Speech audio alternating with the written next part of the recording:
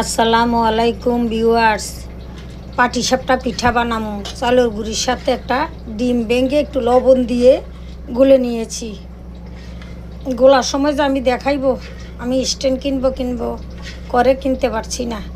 Stand কেনার পরে আমি পুরোপুরি ভালো করে ভিডিও বানাইলে সব দেখাইতে পারবো।